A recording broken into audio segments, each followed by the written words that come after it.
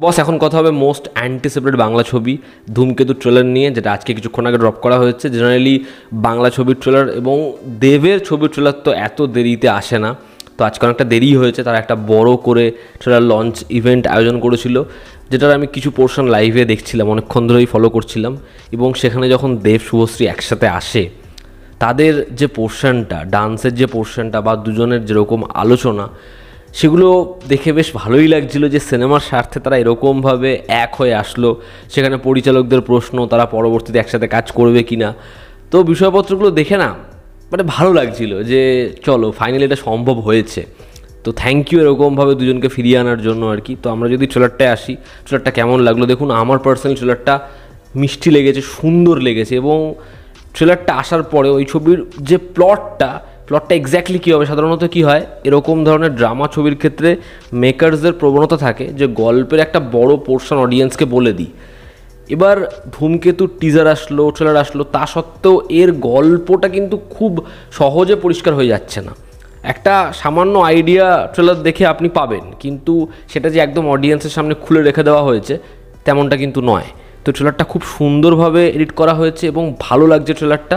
একদম শুরুর যে শটটা, যে দেবের ক্যারেক্টারটা সে বরফের মধ্যে দিয়ে যাচ্ছে এবং একটা স্নো স্টর্ম আসছে, সেখান থেকে এই চরিত্রটাকে যেরকমভাবে ইন্ট্রোডিউস করানো হয় ভানু সিংহ এবং দেন রুদ্রনীলের ক্যারেক্টারটাকে জিজ্ঞাসা করে যে তুই কে, এবং আবার যখন ভানু হিসেবে আইডেন্টিফাই করতে পারে ও কেঁদে ফেলে। তো আমি যেটা অনেক আগে থেকে বলছিলাম যে দেবের এটা বয়স হয়ে যাওয়ার জন্য লুক নয়, ও ভেস ধরেছে, সেটা এই ট্রেলারে পুরোপুরি পরিষ্কার করে দেওয়া, একদম প্রমিনেন্ট করে দেওয়া। তো এখানে যেটা বোঝা যাচ্ছে চিরঞ্জিত বাবুর যে ক্যারেক্টারটা, যে মেবি মেজর থাকে, তো এখানে দেবের যে ক্যারেক্টার সে একজন আর্মি অফিসার, বাট তার চরিত্রটা এই যে ভেতরকার যে পলিটিক্স বা কী হতে পারে, ডিজাস্টারটা কী, সে সম্পর্কে তার কোনো আইডিয়া নেই। এবং এমন একটা ঘটনা ঘটে যেখানে এই চরিত্রটার সামনে কিছু সত্য উঠে আসে এবং সেই সত্যগুলো জানার পরে এই চরিত্রটা একটা ডেথ স্টেজ করে। দেখবেন একটা গাড়ি ব্লাস্ট হচ্ছে, তার বাবা গিয়ে বলছে আমার ছেলে মারা গেছে, আমি এখানে বসে চা খাবো।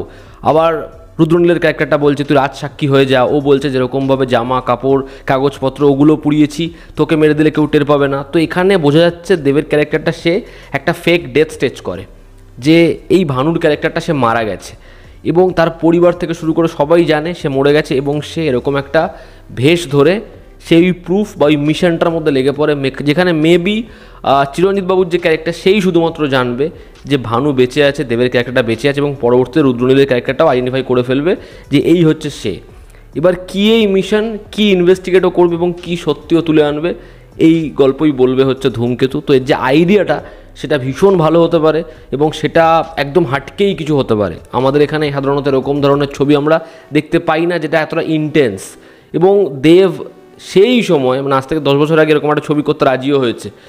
তো আমার এই আইডিয়াটা খুব ইন্ট্রিগিং মনে হচ্ছে, সেটার জন্য আমি ডেফিনেটলি এক্সাইটেড। কাস্টদের কথা বলি, দেখুন দেব শুভশ্রী হোক বা রুদ্রনীল ঘোষ হোক বা হচ্ছে চিরঞ্জিত বাবু হোক, প্রত্যেককে কিন্তু ট্রেলারে যতটুকু জায়গা দেওয়া হয়েছে সবাইকে ভালো লাগছে। মানে রুদ্রনীলের ওই যে জায়গাটা যে তুই এত সহজে মরিস না বাবু, মানে পারফরমেন্স দেখবেন বহু দিন ধরেই কথাটা শোনা যাচ্ছে যে রুদ্রনীল ঘোষের যা পারফরমেন্স আছে এই ছবিটায় সে পুরস্কার পেয়ে যেতে পারে। মানে এটা কিন্তু ইনসাইডার রিপোর্ট যে এরকম পারফরমেন্সের দিয়েছে ছবিতে। তো রুদ্রনীলকে হেভি লাগছে, বা ওই যে জায়গাটা যেখানে শুভশ্রীকেও বলছে আমি তোমায় কি দিতে পারি, শুভশ্রী ওর দিকে ফিরে বলছে তুমি আমাকে কিছু দিতে পারবে না, ওই জায়গাটা রুদ্রনীল এবং শুভশ্রীকে দেখবেন খুব ভালো লাগছে। এবং দেবকে মানে দেবের সাথে যতগুলো পোর্শন রয়েছে শুভশ্রীর, ওই নুয়ান্সেসগুলো, ছোটো ছোটো পোর্শনগুলো, মোমেন্টসগুলো, সেগুলো ভালো লাগছে। এবং যারা দেব শুভশ্রীর ফ্যান, যারা তাদের আবার রোম্যান্স দেখার জন্য যাবে, তাদের জন্য পার্টিকুলার ওই পোর্শনগুলো ঠিক আছে, ভালো লাগবে। তবে যে ইন্টেন্সিটিটা আছে যখন থেকে দেবের ক্যারেক্টারটা রুদ্রনীলকে থ্রেট করছে বা ওই ইমোশনাল জায়গাগুলো, সেগুলো কিন্তু ভীষণ ভালো। দেবকে কিন্তু খুব ভালো লাগছে, দেব শুভশ্রী রুদ্রনীল সবাইকে ভালো লাগছে। ইভেন এখানে ছোট্ট ক্যারেক্টারে পরমব্রত রয়েছে, তাকেও ট্রেলারে যেরকম দেখা যায় ভালো লাগে। চিরঞ্জিত বাবুর ক্যারেক্টারটা আমার মনে হয় খুব ইম্পর্ট্যান্ট হবে। তো প্রত্যেকের থেকে একটা ভালো পারফরমেন্স আমরা ছবিতে পাবো এবং যেহেতু কৌশিক গাঙ্গুলির ছবি, তো পারফরমেন্স জেনুইনলি ভালো হবে, মানে এটাতে আপনারা প্রত্যেকে শিওর থাকুন। এবং হচ্ছে আমি যেটা প্রথম থেকে বলছি যে একটা ফ্রেম দেখে, একটা জায়গা দেখেও মনে হচ্ছে না ছবিটা 10 বছর আগের ছবি। জেনারেলি কী হয়, একটা ছবি যখন অনেক দিন ধরে পড়ে থাকে, ছবির লুক অ্যান্ড ফিলটার মধ্যে না একটা ব্যাকডেটেড ভাইবস আসে। এখানে লোকেশনটা এত সুন্দর যে প্রত্যেকটা ফ্রেম দেখে আপনার কিন্তু মনে হবে যে না, শ্যুট খুব ভালো করেছে।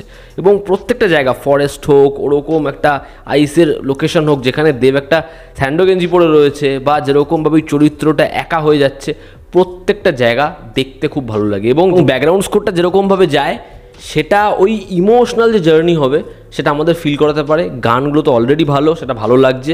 ব্যাকগ্রাউন্ড স্কোরটা ইন্দ্রজিৎ দাশগুপ্ত খুব সুন্দর ডিজাইন করেছে। এবং ট্রেলারটা বেশি বড় হয়নি, একদম সুন্দর করে চপ করা হয়েছে। ওই যে ওকে সিউ বলছে, ধাপ করে সাউন্ডটা বন্ধ হচ্ছে, সাউন্ডটা আবার খুলছে, যেরকমভাবে ইভেন্টসগুলো দেখাচ্ছে, আবার একটা হাই নোট আসছে। তো যেরকমভাবে এডিটটা হয়েছে সেটা খুব কম্প্যাক্ট।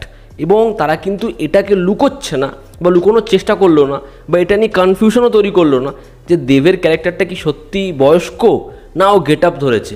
ওরা কিন্তু এটা ক্লিয়ার করেই দিল যে ও গেট আপ ধরেছে। বাট তা সত্ত্বেও ছবির মধ্যে একটা সোল আছে, হয়তো ইমোশনাল একটা কনফ্লিক্ট রয়েছে, বা এই মিশনটা কী, এই চরিত্রটার জার্নি কী, ওর স্যাক্রিফাইস কী। সত্যি কি দেবের ক্যারেক্টারটা, মানে ভানুর যে ক্যারেক্টারটা, ও কি ফিরবে, না ওর সাথে সত্যি আর কারো দেখা হবে না, ওই ডিজাস্টারটা একটা পার্ট হয়ে থেকে যাবে যেখানে ওর অবদানটা কেউ জানবেই না। এই শেষের যে সংলাপটা, যে তুই যাকে দেখছিস এ ভানু সিংহের ভূত, ভূতেদের ভয় নেই, ওই যে সংলাপটা ওয়ার্ক করে। তো ওভারঅল ধূমকেতুর এই ট্রেলারটা একটা ইমোশনাল জার্নির হিন্ট দিচ্ছে। এবং দেব শুভশ্রীকে অডিয়েন্স দেখার জন্য যতটা এক্সাইটেড, এই ট্রেলারটা দেখে তারা খুশি হবে, একটা ভালো ছবি পাবে তার আশা থাকবে। এবং আমি আশা করি ছবিটা খুব ভালো হবে, ছবিটা ভালো ব্যবসা করবে। আর একটা কথা আমি বলতে চাই, দেখুন দেব শুভশ্রীর যে অডিয়েন্স, তারা আজ থেকে 10 বছর আগে তাদের থেকে যেরকম ধরনের ছবি পেয়েছে সেগুলো সব হার্ডকোর মেইন স্ট্রিম ছবি। কিন্তু আজকে সেই অডিয়েন্সটাও ম্যাচিওর হয়েছে, অডিয়েন্সটারও বয়স হয়েছে। তারা কেউই আজকে মানে 13, 14, 15 বছর বয়সে নেই। হ্যাঁ, নতুন অডিয়েন্সও তৈরি হয়েছে, কিন্তু আমার বলার উদ্দেশ্য হচ্ছে আজকে দেব শুভশ্রী তারা এমন অডিয়েন্স বানাতে পেরেছে যারা ইন্দুবালা ভাতের হোটেল দেখে, বা যারা প্রধান দেখে, বা যারা আজকে গৃহপ্রবেশ দেখে, সেই অডিয়েন্সটা কিন্তু একদম ইয়াং এজের অডিয়েন্স নয়। তো এই ছবিটা সেই ইয়াং এজের অডিয়েন্সটাও দেখতে পারে, আবার হচ্ছে যে অডিয়েন্সটা দেবের থেকে বা শুভশ্রীর থেকে একটা ড্রামা আশা করে তারাও দেখতে পারে। তো এই ছবিটার অডিয়েন্সটা আরও ওয়াইডারও হতে পারে। তো দেখার সেটা হয় কি না, বাট এই ট্রেলারটা ভালো ট্রেলার, সুন্দর ট্রেলার, এবং সকলকে ভালো লাগছে, একটা ভালো পারফরমেন্স উঠে আসবে, এটা আমরা বুঝতে পারছি। তো এই ছিল আমার ওপিনিয়ন। তোমরা যারা এই ট্রেলারটা দেখেছো তোমাদের কেমন লেগেছে জানিও। আর দেব শুভশ্রীকে এই ট্রেলার লঞ্চ ইভেন্টে একসাথে দেখতে পেরে তোমাদের কি অপিনিয়ন জানিও। যদি তোমাদের মনে হয় যে আমরা 10 বছর আগে ফিরে গেলাম, বা আগের কথাগুলো মনে পড়ছে, তাহলে অবশ্যই কমেন্ট করো। আবার দেখা হচ্ছে, জনতা আমাদের পাশে আছে। Love you all, stay by, take care.